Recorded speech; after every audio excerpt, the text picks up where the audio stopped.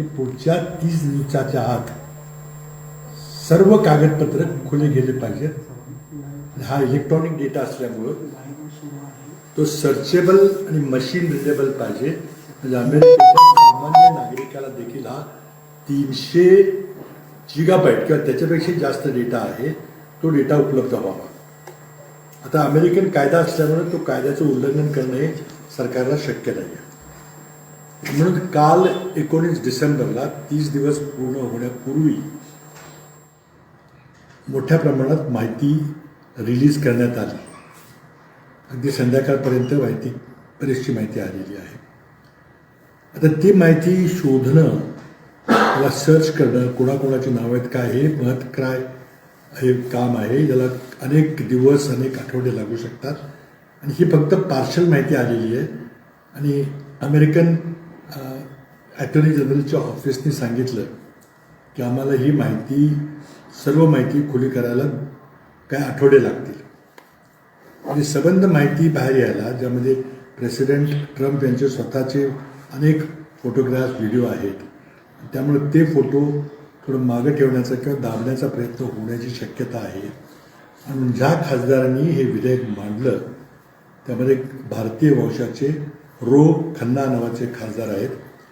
त्यांनी आता जी मुलाखत दिलेली आहे की आम्ही पाहतोय काय काय मिळालेलं आहे ते, पण आमचं समाधान होईल असं मला वाटत नाही. अमेरिकन सरकारकडून, प्रेसिडेंट ट्रम्प यांच्याकडून माहिती लपवायचा प्रयत्न होतोय. आता जो माहिती जी आपल्यासमोर आलेली आहे त्यामध्ये ईमेल्समध्ये काही उल्लेख भारतीयांचे आहेत. मी आपल्याला सांगितलं होतं की आजीबाजी खासदार आहेत. त्याप्रमाणे पेट्रोलियम मंत्री हरदीप पुरी यांचं नाव एका ईमेलमध्ये आहे. आणखी एका ईमेलमध्ये एक अमेरिकेतला एक मोठा अधिकारी जो ट्रम्प यांचा सल्लागार होता, स्टीव्ह बॅनन नावाचा, विनंती करतो की मला भारताच्या पंतप्रधानांना भेटायचं. एप्स्टीनकडून उत्तर येतं की मी प्रयत्न करतो की तुमची काम होईल काय. नंतर काही दिवसांनी पुन्हा अशी ईमेल येते की मोदी ऑन बोर्ड, म्हणजे मोदी भेटायला तयार आहेत. तर मोदींचं आणि एप्स्टीनचं काय नातं आहे की जो एप्स्टीन मोदींची कोणाशी अपॉइंटमेंट घडवू शकतो, याचं उत्तर सरकारकडून मिळावं लागेल. त्याचबरोबर एक माजी खासदार आणि मोठे उद्योगपती अनिल अंबानी यांचंही नाव आहे.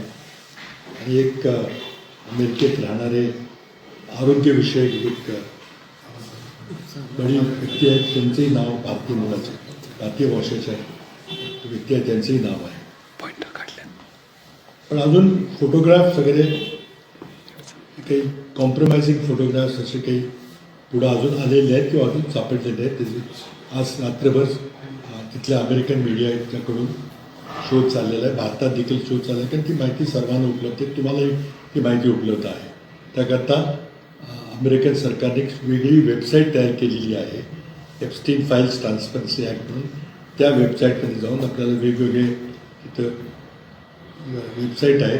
त्यामध्ये एक वेबसाईट एप्स्टीनची आत्महत्या झाली त्यावेळेचं CCTV फुटेज आहे. त्यावेळेचं सगळे पोलीस यंत्रणा काय करत होती याची सगळी माहिती आहे.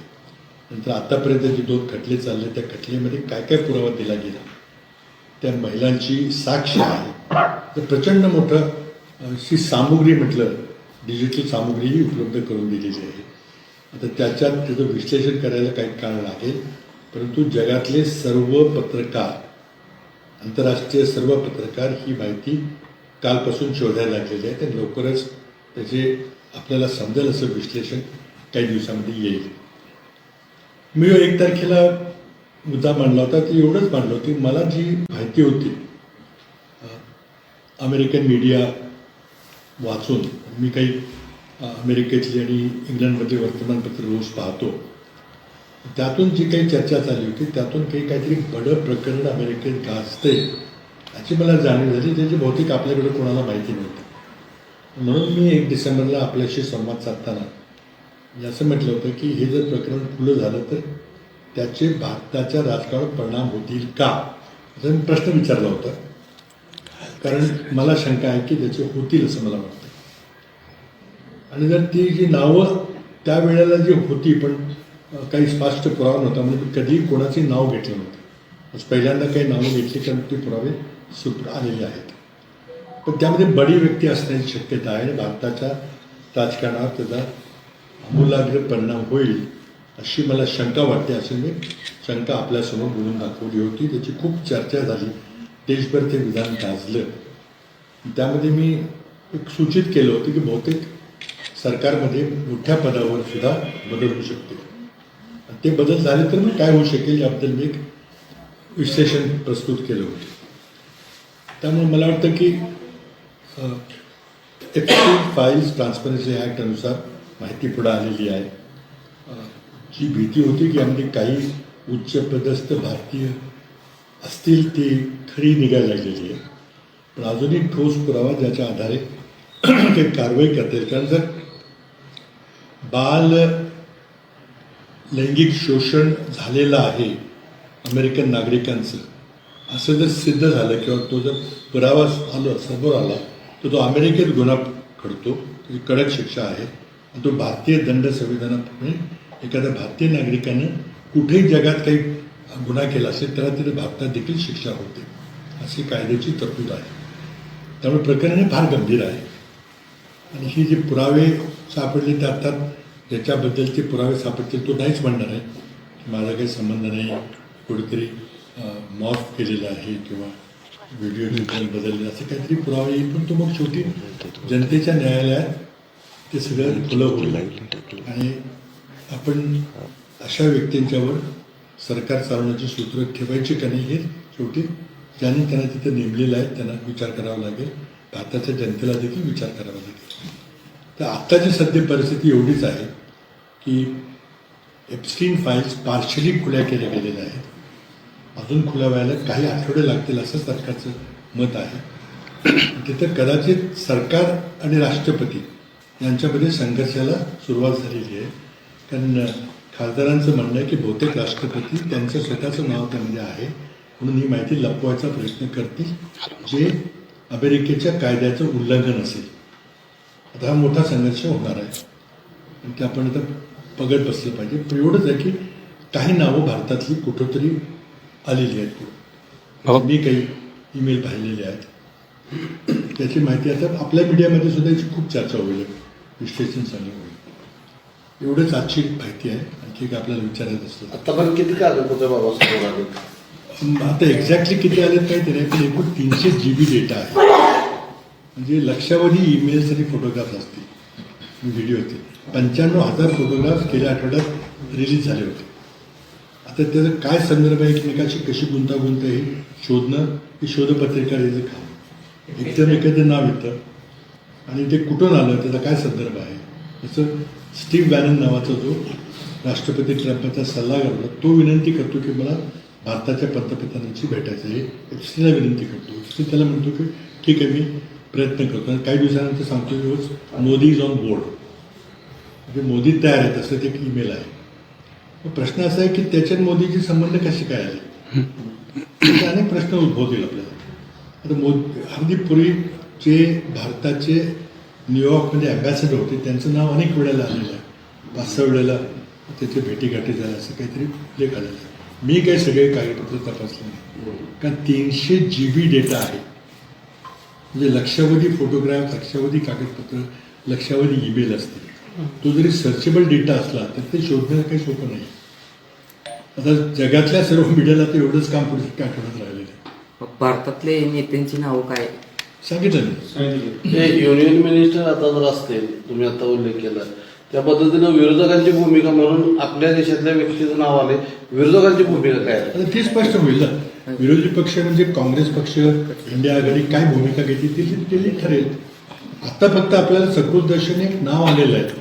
आता नाव आलं म्हणजे त्यांनी गुन्हा केला का हे सुद्धा तरी धरता येणार नाही. प्रश्न फक्त एवढा होतो की त्याच्यात त्यांचे संबंध कसे आले.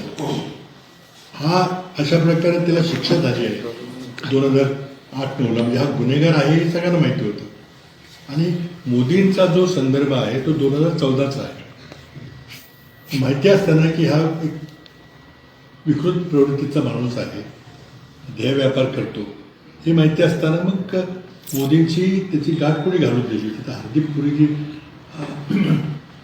अमेरिकेमध्ये भारताचे राजदूत होते त्यांचंही नाव आलेलं आहे, पण त्यांनी काही यामध्ये भूमिका त्यांची आहे काही सगळं शोधावं लागेल. बाबा, एवढं प्रकरण गंभीर असून सुद्धा भारत सरकारकडून त्याच्या विशेष असा खुलासा केला जात नाही, उलट तुम्हाला ट्रोल केलं जात आहे.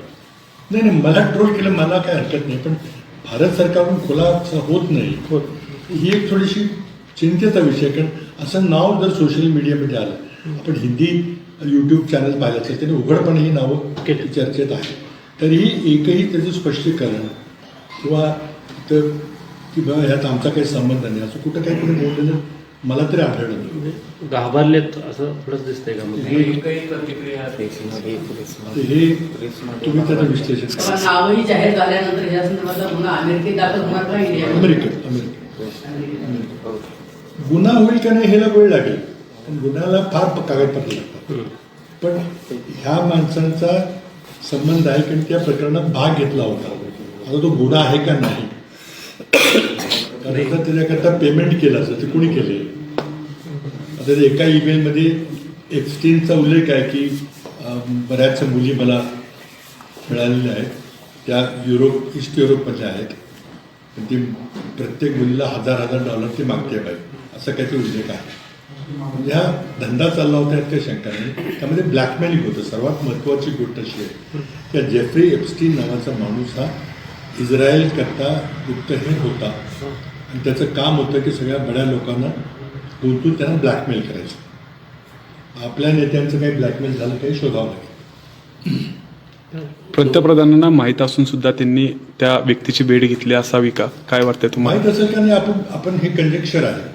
समजा तिथल्या राजदूतांनी अँबॅसिडरने सांगितलं असेल की तुम्ही ह्याला भेटा, मोठा माणूस आहे असं काही सांगितलं असेल तर म्हणजे एकदम त्यांना दोषी आहेत असं म्हणता येणार नाही. त्यांना खूप विश्लेषण करावं लागेल. पण एक आहे की त्या माणसाचा तुमचा संबंध आला कसा हा प्रश्न तो उद्धत होतोच.